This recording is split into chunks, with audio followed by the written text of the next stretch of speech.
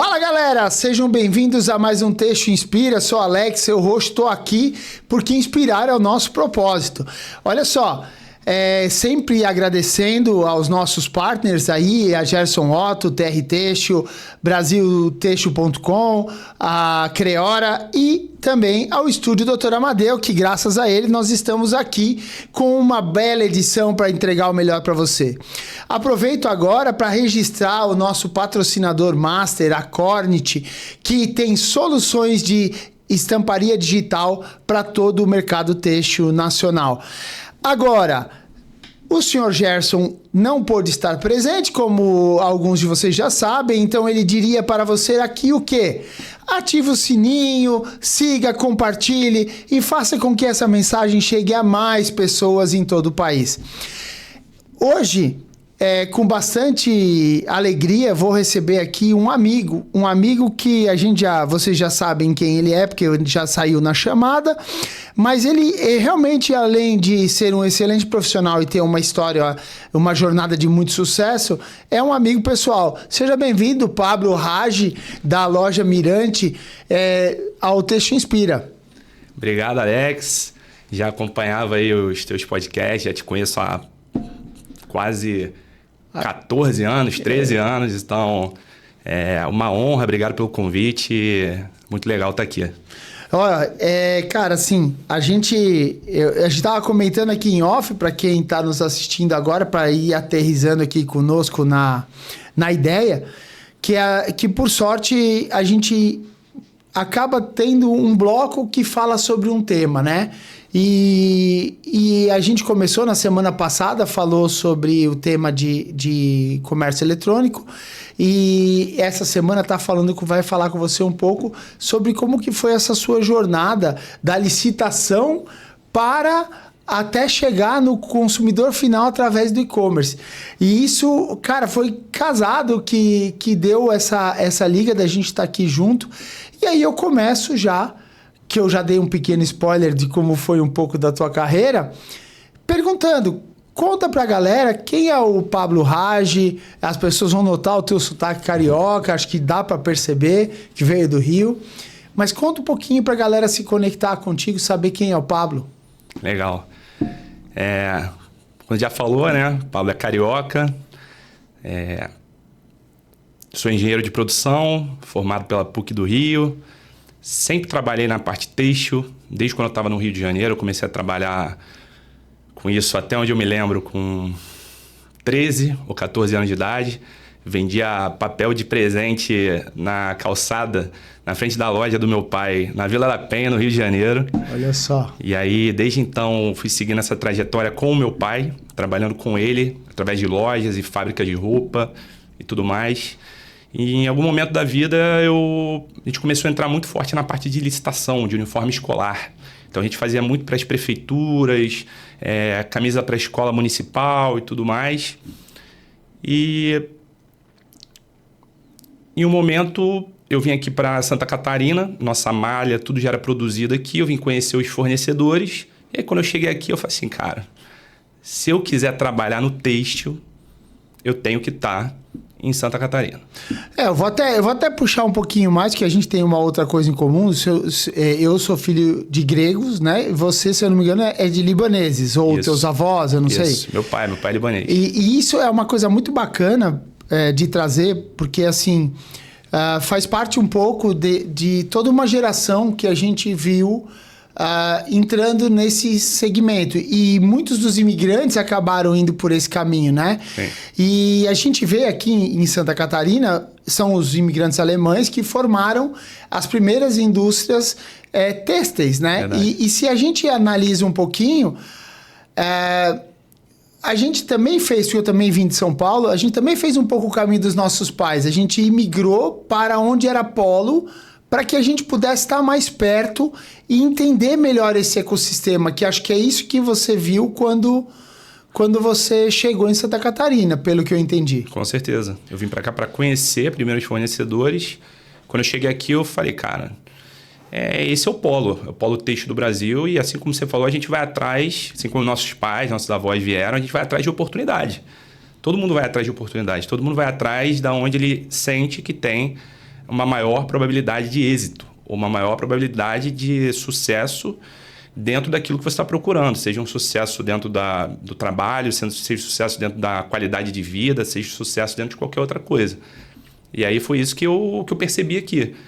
Como eu já trabalhava com têxtil, e aí eu cheguei aqui para conhecer, eu vi que Santa Catarina respirava têxtil, aí eu voltei para o Rio, em um tempo de 3 meses, foi entre eu vim conhecer e em 3 meses eu já estava me mudando. Isso faz quanto tempo? Isso foi dia 27 de março de 2012. Então, vão fazer 14 anos. É o tempo que a gente se conhece. É o tempo que a gente se conhece. O tempo que a gente se conhece. Ô, Pablo, aproveitando que você trouxe essa... A gente tem um mercado relevante no Brasil, têxtil, ligado à parte de licitação, né?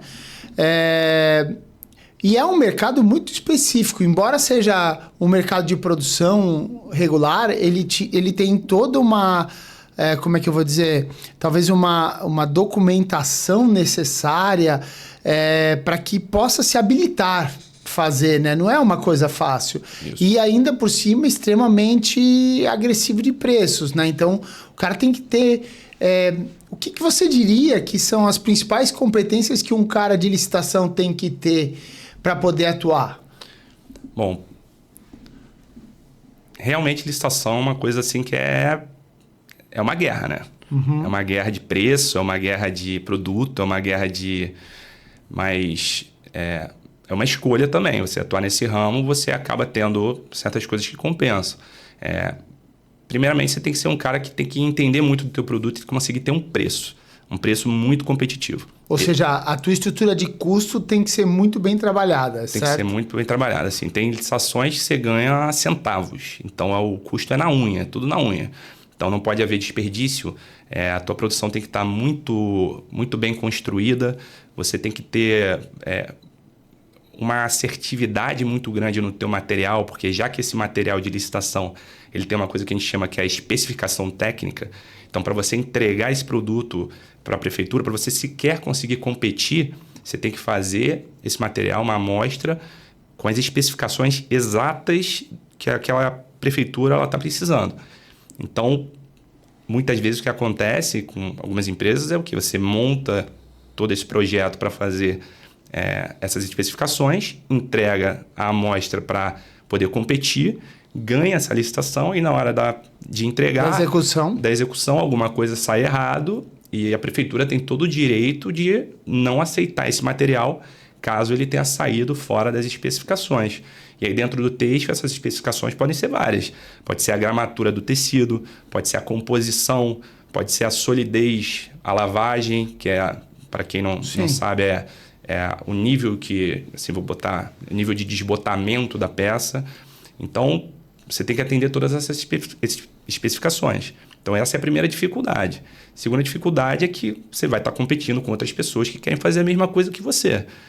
Não é uma coisa que, tipo assim, olha, toma, vai lá e faz, você... Não, então você tem que ganhar uma licitação através de um pregão eletrônico, que é uma competição, basicamente, onde você vai lá e tenta ganhar com o teu melhor preço. Ou seja, não tem nem como argumentar, não é uma venda argumentativa. Você não chega lá e consegue argumentar, olha, o meu produto tem essa vantagem, o meu produto tem aquela. Não, você tá todo mundo entregando a mesma coisa, porque é a regra. Exatamente. E uma coisa que eu acho que é muito interessante nisso... Tudo bem, a compensação que eu vejo é o seguinte, são volumes bons. Sim, mas como você comentou, o fato de ser volumes bons, num erro de projeto, você pode perder milhões. Pode. Porque o volume é grande e você não pode voltar atrás. Pode. E você já errou. E se você... Então, é muita atenção. Exato. Outra coisa que eu vejo... Tem uma história engraçada para te cortar aqui. Conta. Tinha uma produção que eu estava fazendo para uma prefeitura e eu tinha contratado um gerente que estava indo bem. Uhum. E a gente recebeu uma grade provisória para fazer aquelas camisetas e eram, sei lá, 700 mil camisetas, 800 mil camisetas para fazer. E ele ignorou um e-mail, ele não viu um e-mail que tinha sido refeito da prefeitura pedindo para fazer uma alteração de grade. E aí, num erro de corte, ele cortou 150 mil camisetas a mais. 150 mil camisetas a mais, num pedido de 700, eu acho que era 700, 800 mil peças. Numa margem de centavos, isso... Isso aí ia me dar um prejuízo gigantesco, né? Óbvio, ele veio, pediu desculpa, veio chorando e tal, não sei o quê. E eu falei, cara, calma que normalmente você pega um contrato de licitação para 2 anos ou 3 anos, dependendo de qual for. Então, aquela primeira entrega que a gente fez, por sorte, tinha mais uma entrega depois que eles iam pedir no ano seguinte. Então, óbvio... Mas leva um ano, né, Pablo? Leva um ano, mas eu consegui salvar aquelas peças. Mas num país que você tem 17% de juros ao ano, oficial, cara, de todo jeito é duro. Mas muito duro. Uma outra coisa que eu também vejo nisso, que apesar de você ter um volume grande, você tá o tempo todo com um projeto novo, né? Você não consegue desenvolver aquela repetitibilidade, aquela escala. Você está sempre correndo contra o relógio naquele período, com aquele produto, e provavelmente deve ter uma sazonalidade complicada, porque quando leva um tempo para fechar, quando fecha a licitação, que a gente sabe que esses processos são muito longos, burocráticos. Sim. Quando fecha essa licitação, cara, você tem um pouco tempo para produzir e entregar. Isso. Esse é o mais difícil. Exatamente. E, cara, aquele negócio, né? De eficiência produtiva, você ganha com a experiência e repetição. Com certeza. E acaba que você acaba tendo um volume astronômico para entregar em pouco tempo, sem ter feito esse approach, e tem que ganhar durante esse pequeno e curto tempo essa eficiência produtiva, né? Com certeza. Deve ser um baita desafio. Você passa um período muito longo até essa licitação ela sair do papel. Aí é documentação, é tudo, não sei o quê. E aí, quando ela sai do papel, é assim, cara, você tem 3 meses para entregar. E você tem que se virar, você tem que entregar. E quando com a qualidade correta, com as especificações corretas. E isso que você falou também é exatamente. Tipo, hoje você está fazendo essa licitação. Não necessariamente, quando ela for abrir de novo essa licitação, você vai ganhar. Então, não é uma garantia de que você vai ter aquela produção todo ano, ou de 2 em 2 anos. E na época que vocês começaram, vocês tinham a facção interna ou era tudo externo já de costura? Quando a gente começou no Rio de Janeiro, quando a gente tinha a fábrica lá em Duque de Caxias, lá a gente tinha tudo dentro. A gente tinha o corte lá dentro, a costura lá dentro, a estamparia lá dentro. A gente chegou a ter lá quase 300 e poucos funcionários. E aí, foi nesse período, quando a gente estava fazendo a licitação e eu vim para cá, que eu resolvi montar a filial dessa fábrica aqui. Uhum. Só que aqui foi engraçado porque eu percebi o quê? Essa questão que você falou exatamente da eficiência. Lá no Rio de Janeiro, infelizmente, o Rio de Janeiro ele está já há muitos anos sucateado em relação à indústria, em relação à produção. Então, para você costurar uma peça, você tinha que ir muito longe. Às vezes, você tinha que subir uma favela, você tinha que fazer algumas coisas que eram muito difíceis para você ter acesso a uma produção constante, porque as costureiras que eu tinha lá dentro não eram suficientes para produzir tudo. Sim. Até porque minha pergunta dessa em relação a essa parte da costura é justamente porque eu imagino quão difícil é você dimensionar a questão custo fixo com essas sazonalidades de produção. Como é que, de repente, por 3 meses você tem 700 mil peças para produzir, tá? Daí, de repente, você passa 3 meses que não tem 700, mas que você tenha lá 350 mil, que é a metade. Como é que faz esse balanceamento? É muito difícil. Para que você tenha essa capacidade de ser competitivo, manter a equipe, né? Sim. E aí, essa minha pergunta é para conectar se foi o clique que deu para que vocês diversificassem de mercado. Não foi esse o clique que deu para diversificar de mercado. Esse foi o clique que deu para diversificar de estado. Porque eu mudei a fábrica e trouxe a fábrica para cá. Entendi. Chegou num momento que eu estava com... Aqui foi produzindo e lá estava produzindo junto, que aqui no Sul. Então, aqui no Sul a gente produzia e lá a gente produzia junto, aqui virou a filial. E lá era a matriz. A gente foi produzindo. Só que aqui eu escolhi terceirizar toda a parte produtiva na filial. E no Rio eu escolhi manter a parte produtiva internamente, ou praticamente toda ela. E aí o que aconteceu é que chegou num momento onde eu percebi que aqui eu com 4 pessoas, terceirizando toda a produção, estava produzindo mais do que lá com 150 pessoas. E essa aí é onde entra a questão do custo fixo, porque a gente está num país onde a gente tem uma oscilação muito grande. Numa hora você está com muita produção, na outra hora você está com pouca. Numa hora você ganha um pedido gigante, na outra hora você não tem pedido nenhum para produzir. Então, como é que você equilibra esse custo fixo e essa tua necessidade de ter uma constância? Você reduz o teu custo fixo, conseguindo ainda assim manter a tua produção. Que aí esse foi o caminho quando eu vim para cá. E aí aqui estava produzindo tão mais do que lá, e com um custo tão menor, com uma eficiência tão maior, com uma qualidade tão melhor, que eu fui obrigado a fechar lá no Rio. Aí fechei lá a minha empresa, que era a empresa do meu pai até então, que eu trabalhava com ele. Com ele não, junto dele, né? Porque a empresa era nossa. Fechei lá e aqui virou a matriz. E aí durante muito tempo a gente continuou na parte de licitação. Só que assim como a licitação tem os seus lados positivos, a licitação tem um lado também que é muito negativo, que é o quê? A gente está no Brasil.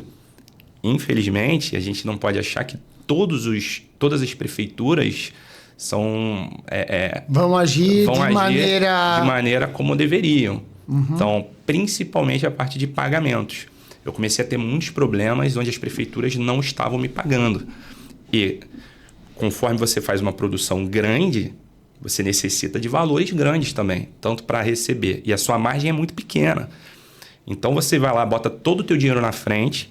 Às vezes, uma licitação grande de 20 milhões de reais, por exemplo, você bota dos 20 milhões, você bota 19 milhões para ganhar um.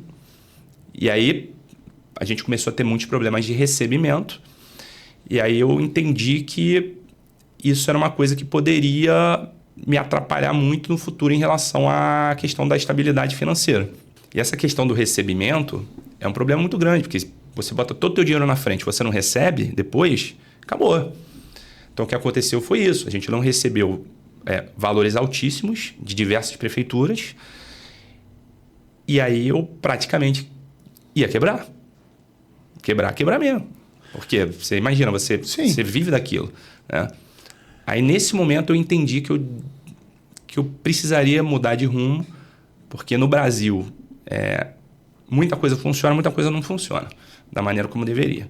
Eu falei, eu preciso montar... Ainda tenho muitos amigos, você, inclusive, também tem muitos amigos que vivem na licitação, fabricam só licitação. E eu percebi que eu precisava ter um negócio próprio meu, onde eu não dependesse de recebimentos de terceiros, ou seja, de terceiro no sentido, tipo assim, onde eu não teria riscos absolutamente Você precisava diminuir o risco financeiro de não recebimento, porque você ficava exposto. E em alguns casos, não é que você simplesmente não recebeu, mas às vezes, cara, se você tem lá 20 milhões para receber e esses 20 milhões atrasam um mês... Você se organizou o fluxo de caixa, toda a organização financeira, e ele acaba prejudicando até o próximo projeto que você estava contando com aquela entrada, né? Já era, virou uma bola de neve. Para poder tocar. Tanto que agora tem um que tem há 8 anos para receber, entendeu? Nossa. Aí agora vai virar precatória e tal. E aí, enfim. E aí eu falei, cara, eu preciso, exatamente o que você falou, preciso mitigar esse problema do não recebimento. Só que dentro do Teixo, na minha visão, a gente tem várias frentes que você pode trabalhar. Você pode trabalhar com loja própria, você pode trabalhar com licitação, você pode trabalhar fabricando para terceiros, que é o famoso PL. O Private Label. Você pode trabalhar com serviço, seja de estamparia, de costura, de tudo mais. E eu, pensando nessa questão de garantia de recebimento, eu vi que o e-commerce seria uma boa opção, porque o e-commerce, primeiro o cara paga, depois você manda a mercadoria. Ou seja, gato escaldado tem medo de água fria, né? Primeiro, agora você resolveu inverter o jogo, né? Exatamente. Falou, agora eu vou receber antes para entregar depois. Mas, obviamente, tem toda uma responsabilidade com a entrega. Mas antes de você entrar nesse ponto, eu quero até aproveitar para explorar um ponto interessante. Veja como a tua decisão de vir do Rio para cá viabilizou enxergar determinadas coisas e só foi viável porque você estava num ecossistema. Então, você tinha ao seu redor toda uma estrutura produtiva que é muito bacana a gente mencionar isso, porque isso basicamente também é uma coisa que eu vi quando eu vim morar aqui. A gente tem todo um ecossistema criado. Minto, até vou fazer uma pequena volta atrás. Quando eu cheguei há 23 anos atrás aqui, a gente tinha muitas indústrias grandes e algumas menorzinhas começando a surgir. Algumas já eram não tão pequenas, outras... E muitas pessoas que haviam trabalhado em determinadas indústrias grandes estavam lá com a sua facção pequena, com a facção de malharia pequena. Gente que trabalhou em indústria grande. Então, houve um tempo entre ser só indústrias gigantes até formar esse ecossistema que é bem complexo, mas é fantástico porque ele viabiliza isso. Sim. Da gente poder comprar o fio, mandar tecer, depois mandar tingir, depois chega, manda cortar fora, porque tem prestadores de serviço para isso, volta com a mercadoria aqui, manda para o cara costurar, depois o cara costura, estampar, depois costurar, Sim. Aí volta, vai para a facção de embalagem e revisão, e a gente acaba o produto interno. Então, assim, é fantástico você ter visto essa oportunidade de gerir. Só que aí vem a coisa que eu quero te perguntar. Mas e como é que fica toda aquela especificação técnica que era o teu DNA? Você segue com isso adiante depois ou não? Assim, eu acho que quando eu vim para cá e continuei na parte da licitação, sim, na especificação técnica, falando em licitação. Agora, quando essa especificação técnica, isso te ensina para qualquer coisa. Porque a partir do momento que você entende que você tem que analisar desde a trama do tecido que é usado, desde a composição das fibras, desde a gramatura do tecido, desde a largura, as dimensões das peças que você entrega, elas tinham que estar perfeitas. Isso me disciplinou muito em relação à minha qualidade, a qualidade do meu trabalho e ao que eu espero das pessoas que estão trabalhando para mim e comigo. Uma assertividade muito grande, uma competência muito grande e uma atenção muito grande aos detalhes. Porque tudo era visto. Era visto desde a largura da gola, comprimento de gola, largura de manga, torção da malha. Então, uma série de coisas e todas elas um pouco diferentes uma da outra, mas ao mesmo tempo tudo interligado. Sim. Porque tudo veio de algum lugar e no final vai virar um produto final. Então, essa especificação técnica continuou. E aqui, principalmente no Sul, quando eu vim para cá, eu consegui ter primeiro, uma assertividade muito maior nessas questões de especificação técnica, porque aqui está tudo do lado. Então, eu não tinha mais que ligar para uma tinturaria. Eu ia lá na tinturaria. Sim. Eu não ia ligar e esperar a tecelagem me responder. Não, eu ia lá na tecelagem.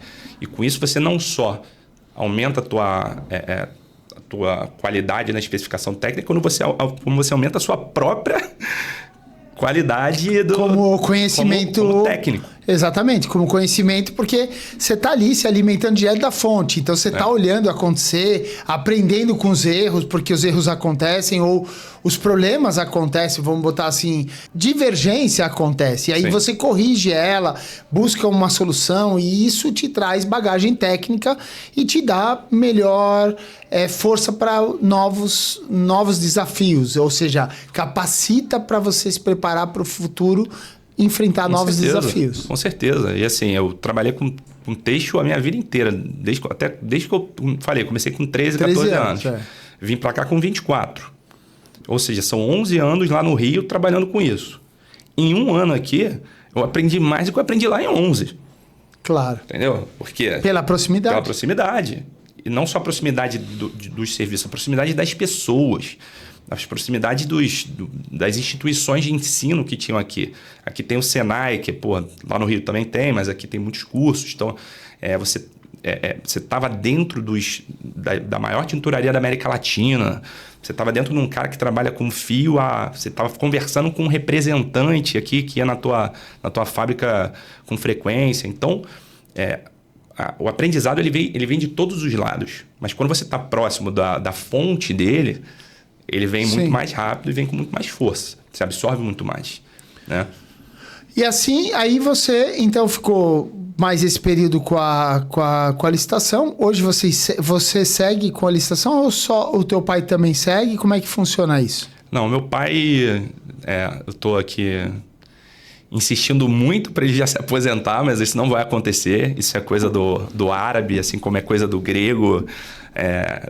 Questão do trabalho, né? Óbvio que ele diminuiu o ritmo. Ele hoje não tem uma indústria, mas ele tem ainda 4 lojas no Rio de Janeiro, 2 lá no Saara, que é o polo têxtil, do Rio também da roupa ali. Ele veio para cá esse ano para fazer uma licitação, ficou aqui 4 meses, nunca tinha ficado 4 meses, gostou tanto daqui, que alugou um apartamento e agora está meio que morando aqui, morando no Rio. Olha só. Ao mesmo tempo. Você ensinou teu pai um caminho novo. Minha mãe que lute. E ele ainda faz alguns projetos de licitação, ele não ganha a licitação, mas ele pega de outras pessoas que ganham para fabricar, então ele virou como se fosse um PL. Eu abandonei completamente a licitação, já tem 5 anos, praticamente 6. E a Mirante, que é, enfim, eu saí da licitação e fui montar a minha própria empresa, que é a Mirante, que você conhece. Eu usei um gatilho aqui da conversa te fiz aquela pergunta da especificação técnica, porque eu já conheço a Mirante, mas eu vou querer que você nos conte um pouquinho do que qual o modelo de negócio que você adotou e tal. E eu vou conectar esse ponto, porque eu acho que isso fez uma diferença grande para você. E eu vou transmitir isso para os outros, porque acho que é importante. Todo mundo está aproveitando o boom do e-commerce, o boom do negócio eletrônico, seja por plataforma, seja por loja própria. Mas tem alguns detalhes que nesse mercado são extremamente perigosos, né? Sim. Que aí a gente vai chegar nele. E aí eu vou fazer esse link com a questão de qualidade que você adotou. Mas conta para as pessoas, conta para a gente um pouco desse teu projeto Loja Mirante. Acho que a pandemia teve a ver também com isso, o Pablo, ou não? Com certeza, sim. Não foi igual eu estava falando, eu não queria mais fazer licitação, por esses motivos que eu falei. Precisava achar alguma coisa onde eu pudesse mudar de direção sem mudar de área, né? Porque era o que eu dominava. Então, eu falei assim, cara, preciso de alguma coisa nesse sentido, onde eu tenho uma garantia de recebimento. Vou montar um e-commerce. E aí, porque o e-commerce ainda era muito cru no Brasil, era muito...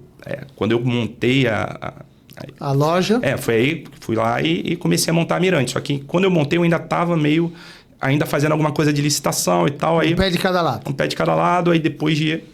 Mas isso é relativamente normal.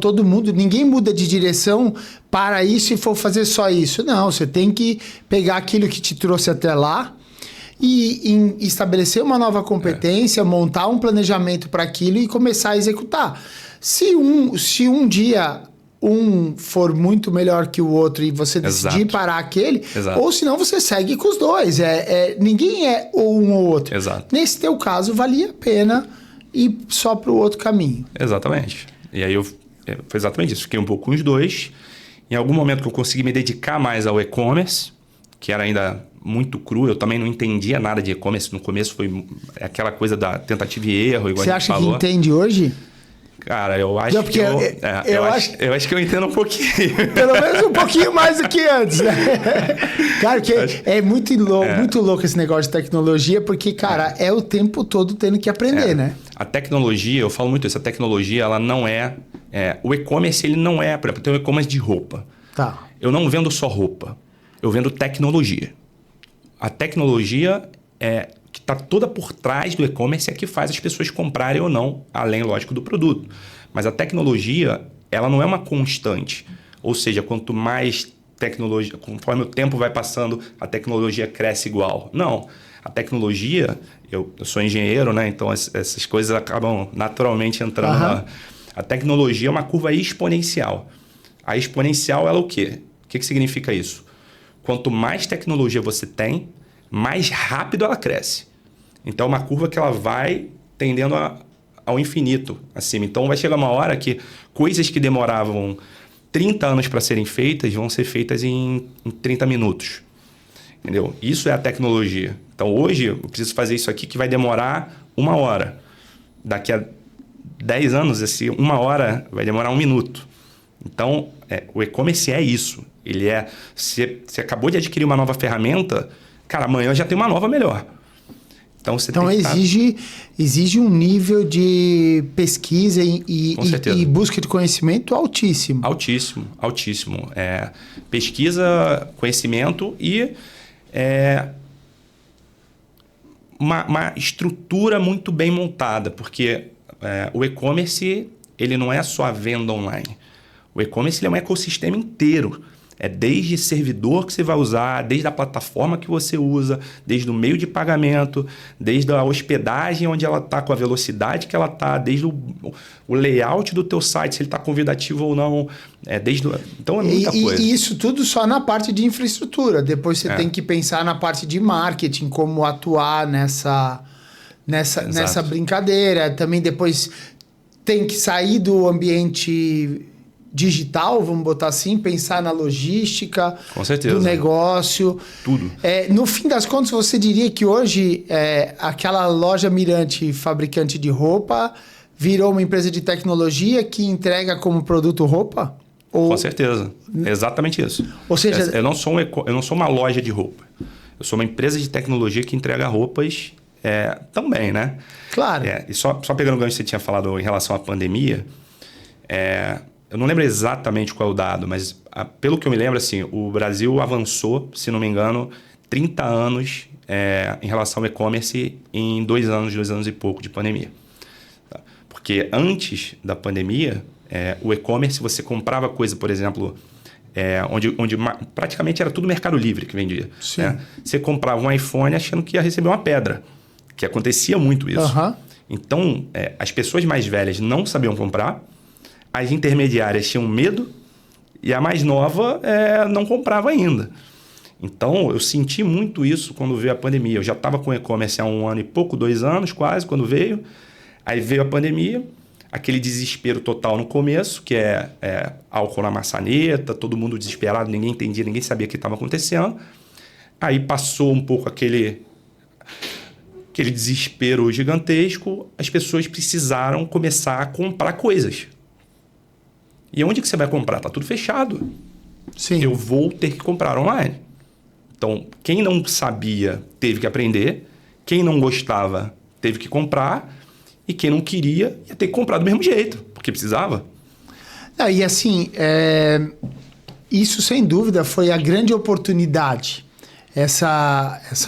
Esse momento que o Brasil atravessou, o mundo atravessou, abriu essa oportunidade que as pessoas estavam em casa, tinham que comprar, gostariam de comprar, ou tinham necessidade, até porque os hábitos mudaram. Então, por exemplo, o cara tinha... Vou pegar um exemplo besta, mas vamos dizer que o cara trabalhava num banco, ele trabalhava de terno e gravata, o cara tinha 90% do armário dele terno e gravata, mas, pô, ele estava em casa, não tinha o que fazer, tinha que usar uma roupa conf. Como é que ele comprava uma camiseta? Ele não tinha onde. Exato. E aí veio essa oportunidade. Mas pensando nisso tudo, surgiram muitos e-commerces nessa época. Exato. E muitos deles foram verdadeiras ascensões exponenciais, assim como você mesmo disse, e a queda vertiginosa da mesma forma. Também. O que você diria, assim, dos maiores desafios de começar? Quais foram os maiores desafios até o e-commerce se sentir? Tem um outro ponto que eu quero trazer também, o Pablo, que eu gostaria de entender, porque também a lei da oferta e da demanda, né? Quando você começou, a mídia digital, o investimento em propaganda era baixo. Você colocava lá, sei lá, 5% no valor do produto e você entregava para 100 pessoas, vamos supor, né? Depois você veio com todo esse boom do e-commerce, você botava 15% do valor para atingir 50 pessoas, porque era... Como que tudo isso fluiu para você, para que vocês conseguissem se estabelecer com isso? Eu acho que no começo tudo é um desafio. Por incrível que pareça, o desafio mais fácil para mim foi fazer a roupa. Sim. Porque a roupa eu já sabia fazer, e isso foi uma vantagem muito grande minha, porque eu entrei já com muita qualidade num produto que eu já entendia, com os custos já muito bem alinhados e tudo mais. No começo, o desafio principal foi a questão de estabilidade nas estruturas de e-commerce. Porque o Brasil não tinha praticamente estrutura nenhuma. Então, você não tinha logística para e-commerce, você não tinha muitas transportadoras que iam lá buscar para levar para o cliente na casa dele. Peça, né? A gente tinha transportadora para carregar 1000 camisetas, mas para carregar uma de cada vez... Isso que a gente chama do last mile, da carga fracionada. Então, cargas pequenas que entregam na porta de uma pessoa física, você não tinha isso. Então, era o quê? Você não conseguia rastrear direito a tua mercadoria. Então, você tinha muita mercadoria perdida, você tinha muito atraso de mercadoria, você tinha muita mercadoria que era roubada, era pacotes abertos, danificadas, exatamente. Esse foi um dos pontos. Outro ponto era a questão do pagamento também, porque essas integrações ainda não estavam muito bem feitas. Então, muitas vezes, essa comunicação com os meios de pagamento eram muito caros, os pagamentos, as taxas eram muito altas para o e-commerce, porque os grandes bancos que têm as taxas menores não estavam ainda tão inseridos assim no e-commerce, então eles podiam meio que se dar ao luxo de... Eles estavam na lei da oferta e da demanda. Exato. A demanda estava altíssima, eles cobravam o que queriam. Exatamente.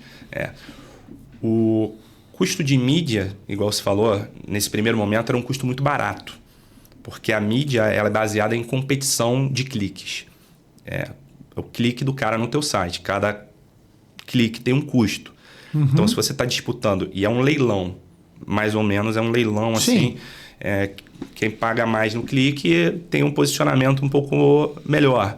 Então, se você tem 5 pessoas disputando ali, você tem uma competição sem um custo mais baixo. Se você tem 1000 pessoas disputando, cada uma vai querer pagar mais caro para poder ficar por cima. Então, esse foi antigamente era muito barato. E eu acho que o principal desafio realmente de quem montou o e-commerce, igual você falou, que cresceu muito rápido e depois caiu, é você saber exatamente quais os custos todos que estão envolvidos dentro do teu e-commerce. Porque é muito difícil. Os custos, eles estão não só... Você não tem só o custo de enviar uma mercadoria, por exemplo, o custo do frete. Você tem o custo do cara que recebeu esse produto, não gostou e devolveu. Eu falei para você que eu ia fazer uma conexão com isso. Acho que aquela competência que você trouxe da licitação... Tem 2 competências que eu percebi na nossa conversa aqui hoje que eu vi que você trouxe da licitação que te ajudaram no sucesso. E eu vou falar isso porque eu gosto de compartilhar essas inspirações justamente. E a primeira era essa. A competência de executar uma característica de produto bem feito que tivesse a entrega prometida. Porque isso era fundamental para evitar o reverso. Exatamente. Você vai ter o reverso de todo jeito.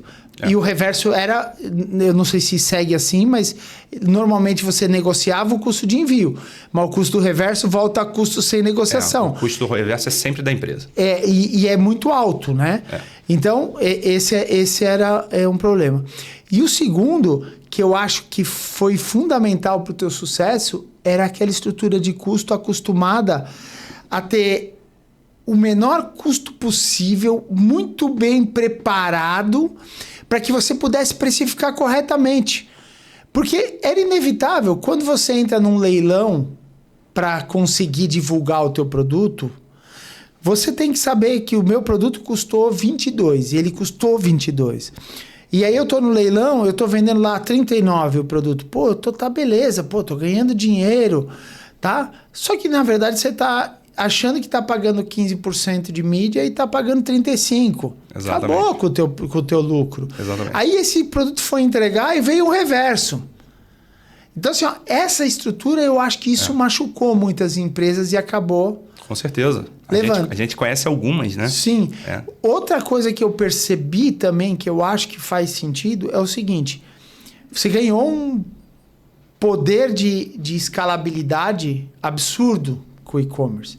Então era muito lindo. Ai, cara, só eu produzir mais e botar mais 10 mil reais de mídia que eu vendo mais. Só que isso aí todo mundo esquece de um pontinho que se chama necessidade de capital de giro. Você quer escalar, você tem que ter... tudo bem, você pode ter recurso infinito, aí tá tudo certo. Mas quando o seu recurso é finito, e dinheiro normalmente onde que você vai financiar esse crescimento dessa operação? Você só pode financiar na margem que te sobra, né? Exato. Então, se a minha margem é 10, eu posso crescer 10%. Só que você não vai investir os 10 em mídia, porque você tem que investir no teu crescimento também. Exatamente. Então, você fala assim, não, mas eu vou botar mais 5 em mídia, dos 10, já sobrou só 5. Você só pode crescer 5. Exato. E eu acho que nisso machucou muita gente o e-commerce. E os outros custos, que são os custos que você não está preparado. São os custos que você tem que dispor, não só para crescimento em relação a produto, quanto para o custo do eu não sei.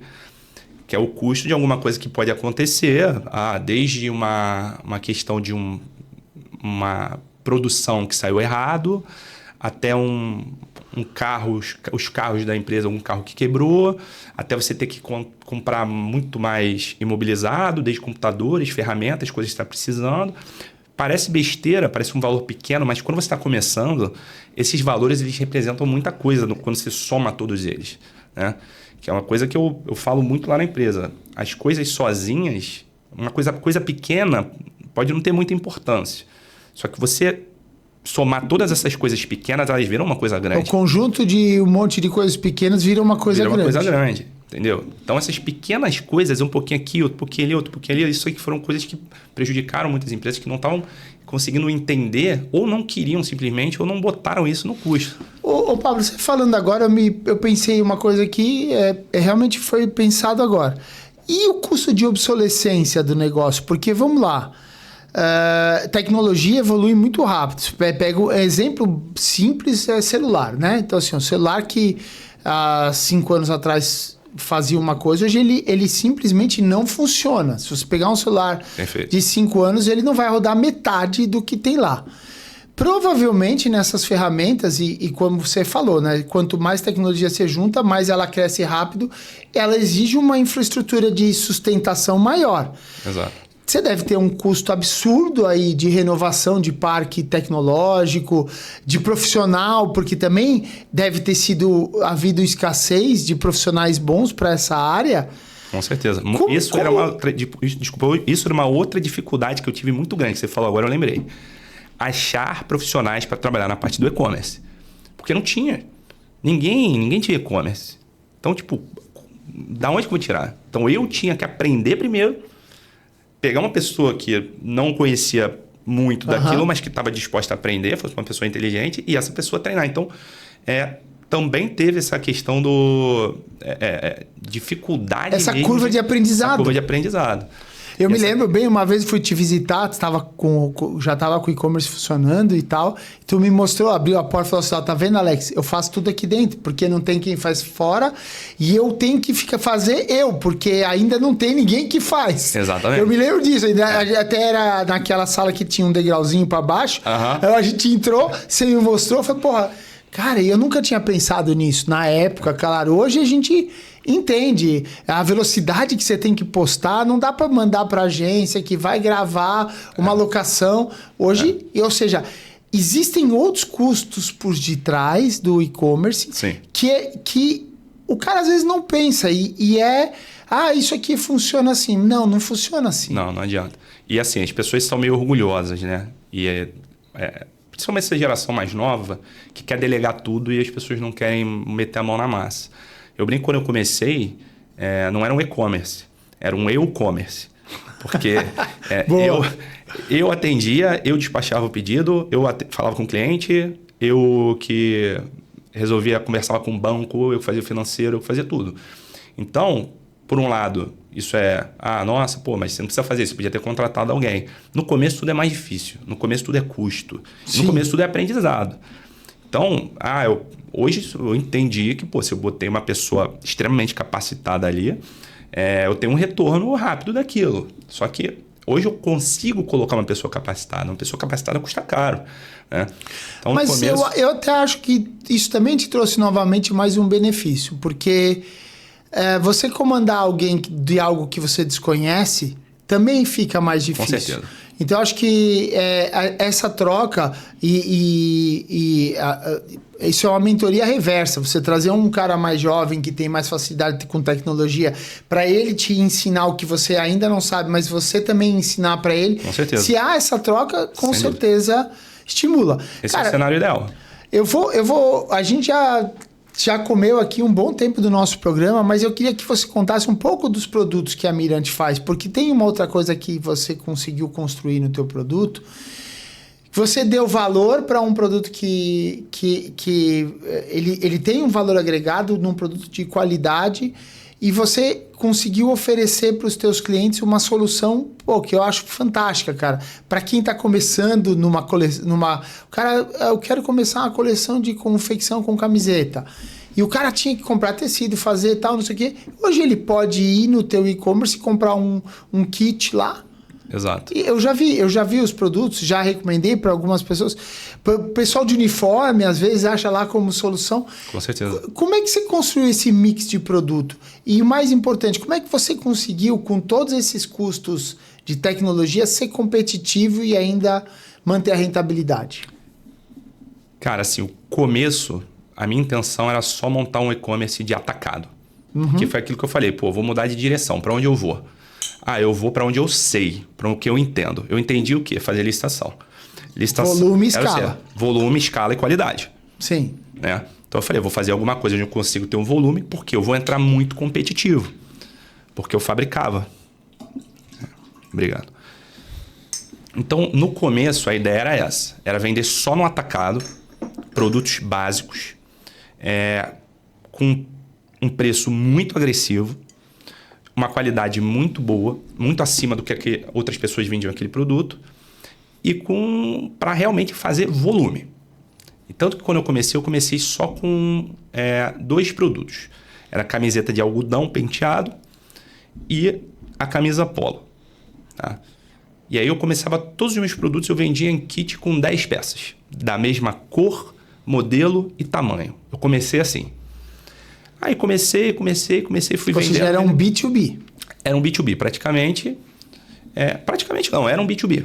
Uhum. E aí eu comecei a ver que existiam pessoas que estavam pedindo quantidades um pouco menores. Você está vendendo kit com 10, não dá para vender com 5? Aí eu comecei a ver, isso é um negócio que é importante, a pessoa entender o cliente, sabe? Se muita gente está pedindo aquilo, cara, ali você tem uma oportunidade. E aí eu fui e reduzi os kits de 10 para 5. Cada kit tinha 5 peças do mesmo modelo, cor e tamanho. Aí comecei a vender. Aí começou o cara, eu queria comprar uma grade, mas eu preciso de 3 de cada. Aí eu botei kit de 5 e kit de 3. Aí o cara veio, mas eu quero comprar para usar. Porque eu comprei o teu produto para uniforme, só que eu recomendei, tem gente que quer comprar para usar também, cara. Aí eu falei, vou abrir também a venda unitária. Aí eu botei unitário. Aí eu percebi que eu conseguia tanto vender no volume, no atacado, quanto eu conseguia vender para o varejo, para o cliente final. Então, hoje a Mirante é um B2B2C.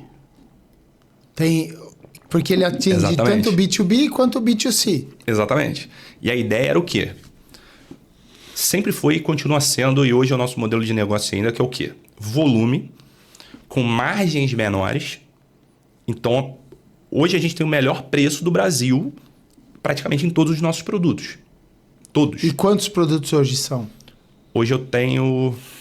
Sem cor, vai. Sem cor. Sem cor. Produto e cor. Hoje eu tenho 1.200 produtos. SKUs, vamos botar. Não, SKUs é produto, cor e tamanho. Aí eu tenho 6.000.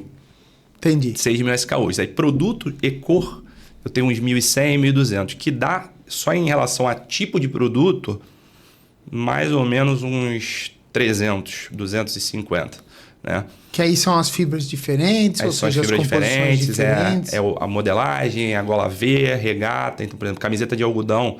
Comecei só com a camiseta básica. De 31 penteado. 31 penteado, 6 cores. Polo, 31 PA, 6 cores. Hoje eu tenho 30 cores camiseta de algodão, 28 cores de polo, mais uma gama gigantesca de outros produtos, dry fit. E aí a minha intenção era essa. Sempre foi conseguir ter volume e gerar rápido.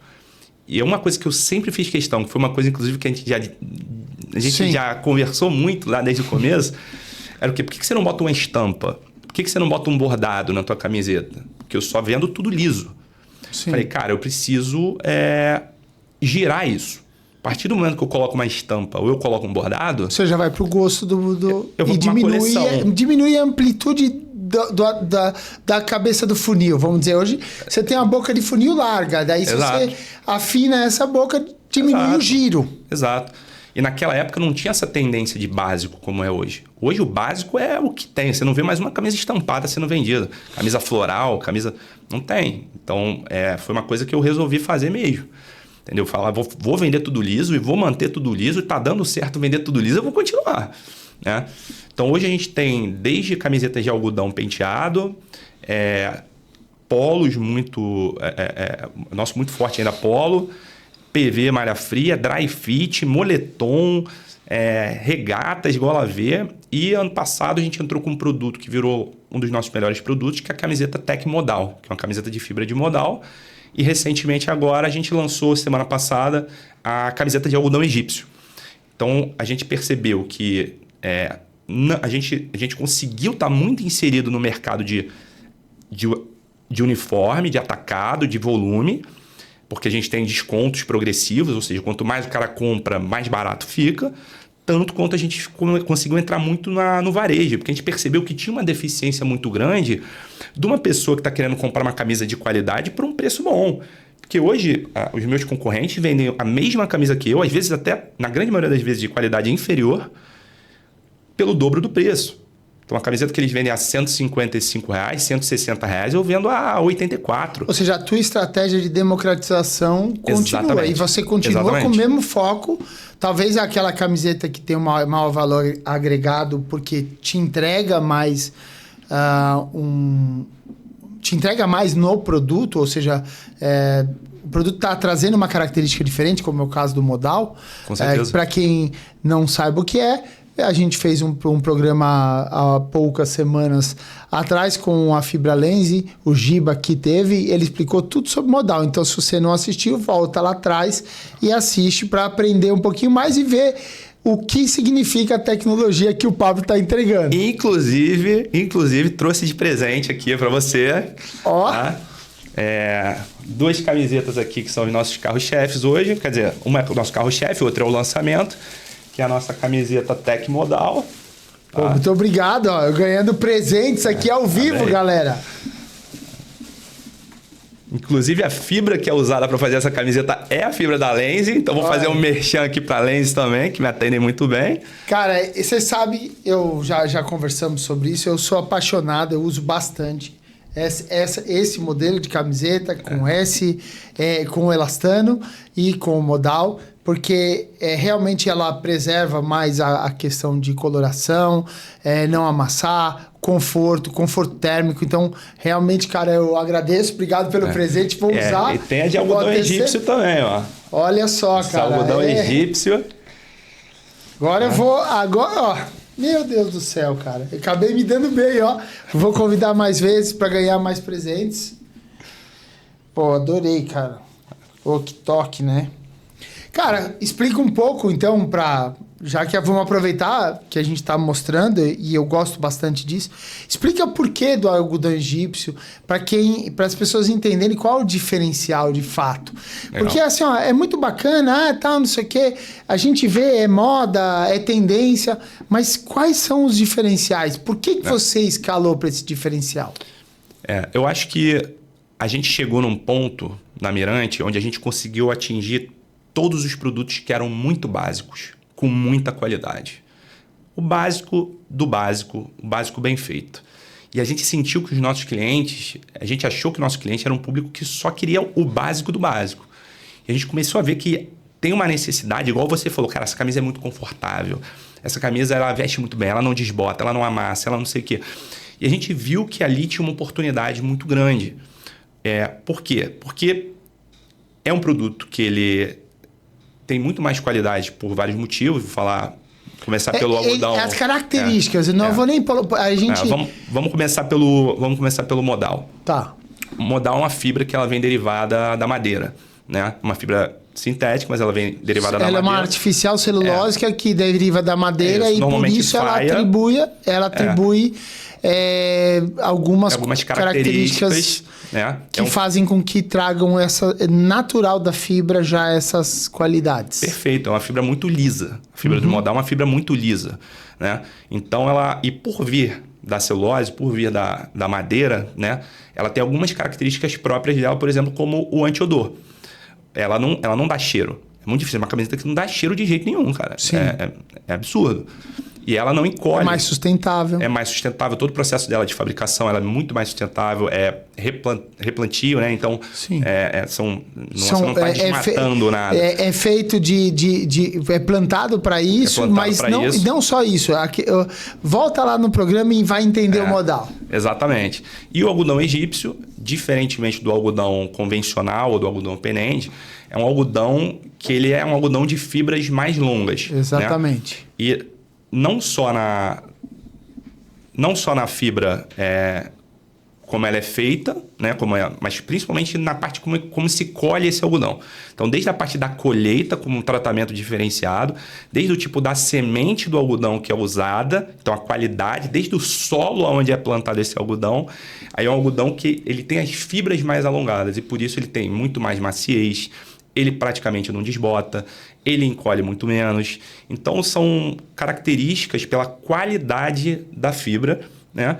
E aí, lógico, depois entra a parte de como você tece essa malha, aonde você tinge, tudo para você exponencializar essa qualidade desse produto. Mas eu acho que isso é legal e eu já te puxei nessa parte porque a gente está já indo no caminho do fim do nosso programa. E como a gente sempre gosta de entender um pouco do futuro, né? Como é que você está vendo esse futuro? Primeiro, o futuro do e-commerce e o futuro da Mirante, os planos, ou o que você puder compartilhar com quem, o que você chama de inspirador aí para essa nossa galera que está assistindo. Legal. Primeiro eu vejo assim, o e-commerce ele começou difícil para fazer, depois ficou muito mais fácil. E hoje eu vejo ele muito mais difícil pelo nível de competição. Ele ficou uma coisa muito competitiva. Mas, ao mesmo tempo, se você não está hoje no e-commerce, você tem zero competição. Então, ele está muito competitivo, ele está mais difícil, mas se você não estiver nele, você nem compete. Você está fora do jogo. Você já está fora do jogo, tá? O e-commerce é o acesso a 1000 lojas com um clique. Então, hoje, tanto para quem compra quanto para quem vende. Então, o cara, quando compra, ele tem um zilhão de opções hoje. E o cara que vende, ele tem uma opção de abrangência muito grande, né? Um cara que tem loja de rua, quando chove, ele não vende. Ele não vende sábado, a loja dele não abre. Ele não vende domingo, a loja dele não abre. O e-commerce não tem isso, você vende 24 horas por dia. E eu vou te trazer um dado que é super relevante. A China, por exemplo, ela vende 50% do consumo interno chinês é por e-commerce, tá? Exato. E o Brasil não chegou a 10. Não, nós estamos muito longe. O Brasil não chegou a 10. Pra você ter uma ideia, o iFood, que é o maior entregador de comida, ele entrega num ano o que a China entrega em um mês. Caraca. Tá? Então, a gente... Ou seja, dá para crescer 12 vezes o iFood para equiparar ao mercado chinês. O mercado maior, tô dando números per capita, cara. Sim. Então, dá para ter uma noção de quanto dá para evoluir esse negócio. O Brasil ainda tá, por mais que a gente tenha evoluído muito, ainda está engatinhando muito em questão de empresas que estão inseridas nisso. Eu acho um pouco já entrando no qual o futuro do e-commerce, eu acho que demorou um pouco aqui para tanto as grandes empresas se atualizarem, os grandes bancos se atualizarem. Então, acho que por também ter começado muito depois a gente no e-commerce, a gente também está um pouco atrasado por conta disso. A gente está tendo que correr atrás de quem já está nisso há muito tempo, né? Mas eu acho assim, a gente está evoluindo muito rápido. E eu estou vendo, tanto no meu dia a dia, quanto de relatos de pessoas que também trabalham com isso, uma evolução muito grande no setor, muito rapidamente. Então, acho que para os próximos anos o e-commerce ele vai estar aí com uma outra cara no Brasil, sabe? Vocês estão em plataformas marketplace também? Cara, eu tô em marketplace, Mercado Livre, Shopee, Amazon, eu tô em todas elas praticamente. E faz parte da jornada. Faz parte da jornada. Você tem que estar... aquela máxima, a famosa máxima, né? Quem não é visto não é lembrado. Então, você tem que ser visto em todos os lugares, para que você seja lembrado também em todos os lugares. Mas eu prefiro ainda vender na minha própria plataforma, por conta de... tem várias, enfim, tem várias coisas, vantagens. mas assim, tem muito mais vantagens. Mas você tem que estar também no marketplace. Talvez o caminho para até chegar na tua loja própria hoje passe pelo marketplace para evoluir para a loja própria. Com certeza. Às vezes vale a pena começar no marketplace, entender o seu produto, entender o seu cliente, receber esses feedbacks, fazer os ajustes, conseguir gerar um caixa para poder pegar depois até e investir numa plataforma própria ou investir numa plataforma pronta, onde você vai precisar de um capital um pouquinho maior. Se você começasse hoje, você faria assim? Sabendo o que eu sei hoje sobre a diferença de uma plataforma própria e um marketplace... Talvez não, né? Talvez... não, porque eu entendo hoje outras coisas do negócio. Mas para uma pessoa que é leiga, uma pessoa que não conhece nada de e-commerce ainda, eu começaria no marketplace. Show de bola. Tá? E para Mirante, assim, hoje eu vejo a gente